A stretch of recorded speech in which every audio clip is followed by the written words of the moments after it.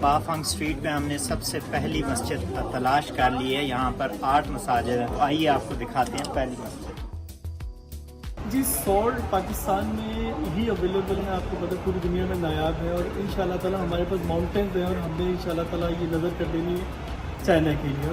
اور اس international exhibition میں ہم نے چائنا کے ساتھ ایک MOU سائن کیا ہے، اور ان شاء اللہ تعالیٰ یہ سلسلہ آگے بھی جاری رہے گا، اور ہم اس میں اپنا والیومیٹک بزنس کریں گے چائنا اور پاکستان کے پیٹ کو فروغ دینے کے لیے، اور ان شاء اللہ ایک بڑا فارن ایکسچینج جو ہے وہ ہمارا فیوچر کے لیے منتظر ہے.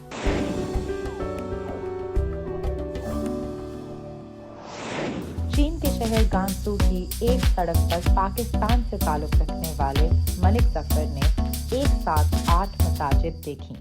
آئیے اس کے ساتھ چلتے ہیں اور انہیں دیکھتے ہیں. بافانگ 13 لینز ایک روایتی اقلیتی محلہ اور تاریخی قصبہ ہے جہاں خوئی لوگ کئی نسلوں سے آباد ہیں جو تھانگ شاہی خاندان سے تعلق رکھتے ہیں.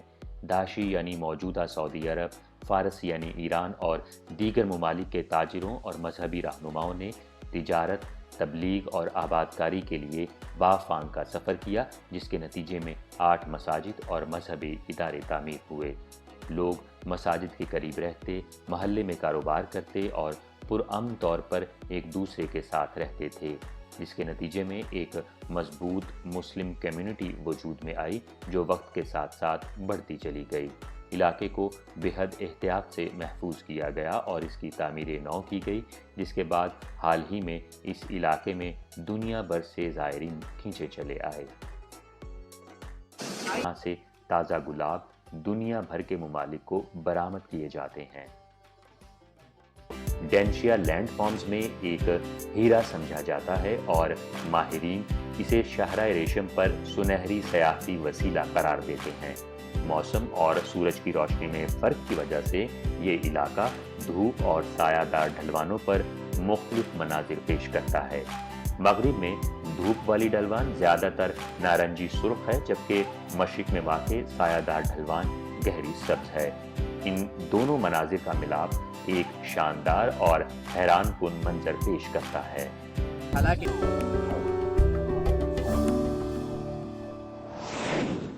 بین الاقوامی مارکیٹ میں پاکستانی فوڈ انڈسٹری کا مسابقتی فائدہ کیا ہے؟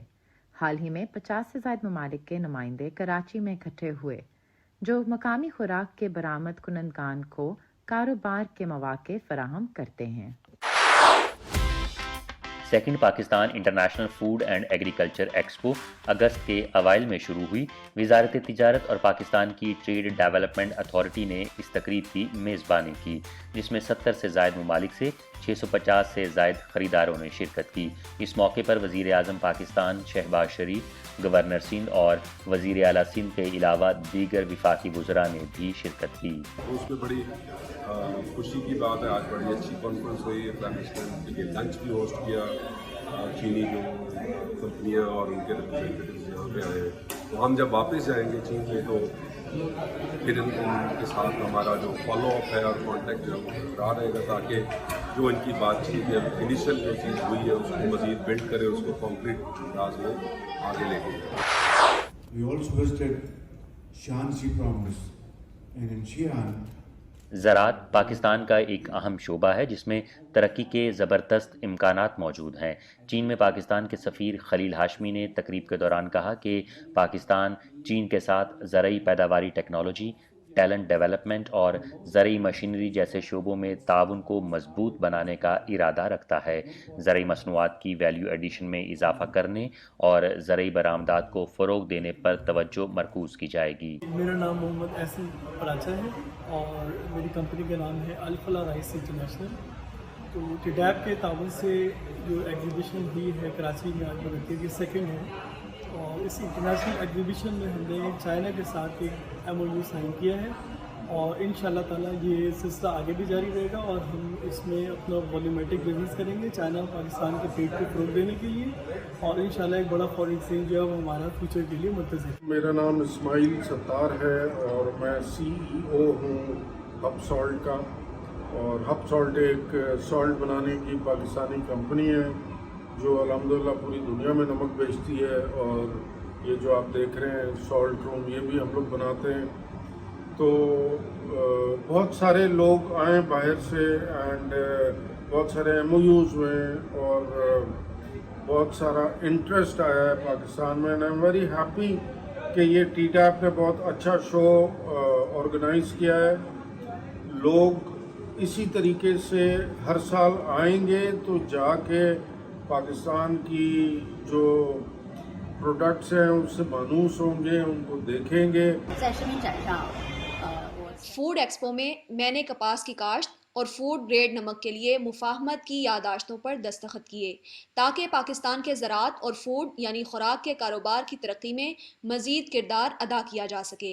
मुझे second Pakistan agriculture and food expo में शिरकत पर बहुत खुशी है।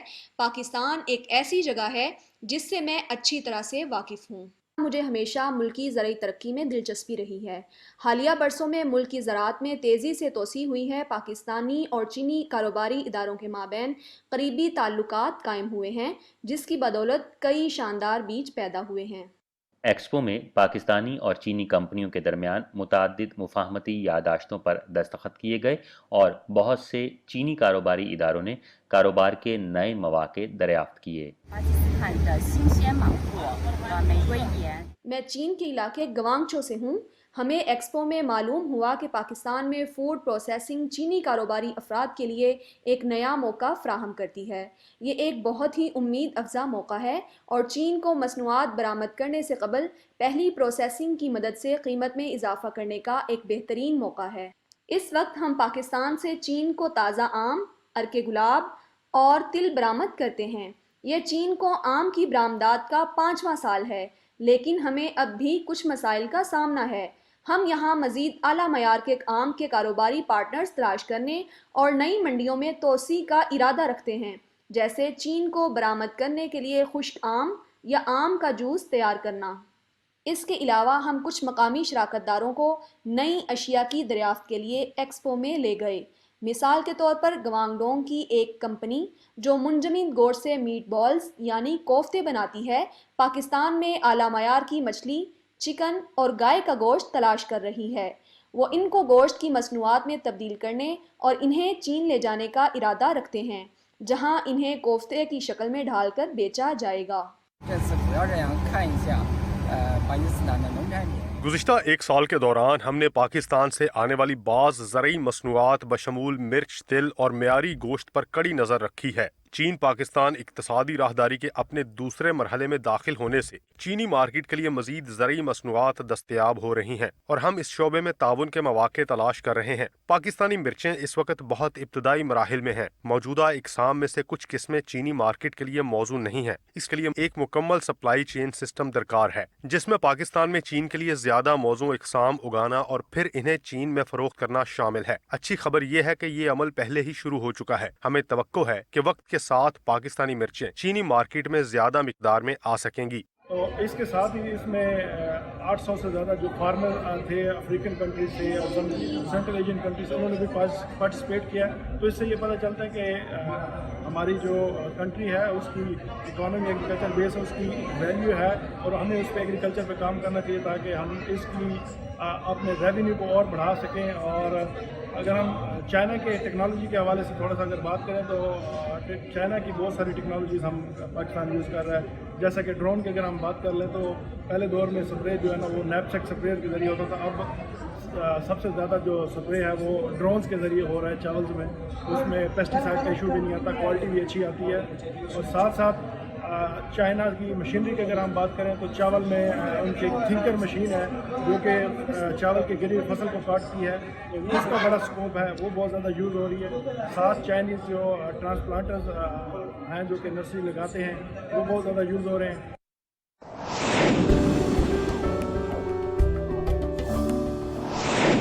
अंदरूनी मंगोलिया चीन का सबसे बड़ा चरागाही इलाका है। जदीद डेयरी प्रोसेसिंग यहाँ कैसे काम करती है, आइए मिलकर एक नज़र डालते हैं। लिक्विड मिल्क यानी माया दूध की मैन्युफैक्चरिंग के लिए ग्लोबल बेंचमार्क इनर मंगोलिया चीन में वाक़ है। इस इलाके में न सिर्फ मुल्क के सबसे बड़े घास के मैदान हैं, बल्कि ये चीन में डेयरी की पैदावार का सबसे बड़ा मरकज़ भी है। इस फैक्ट्री में $700 मिलियन की सरमायाकारी की गई है, जो एक आम दूध की पैदावार के सेटअप से कहीं ज़्यादा है। तो $700 मिलियन का डेयरी प्लांट देखने में कैसा नज़र आता है, आइए चलकर देखते हैं। पाक चाइना एक्सप्रेस प्रोग्राम देखने का बहुत शुक्रिया। अगले हफ्ते आपसे फिर मिलेंगे, तब तक के लिए खुदा हाफिज।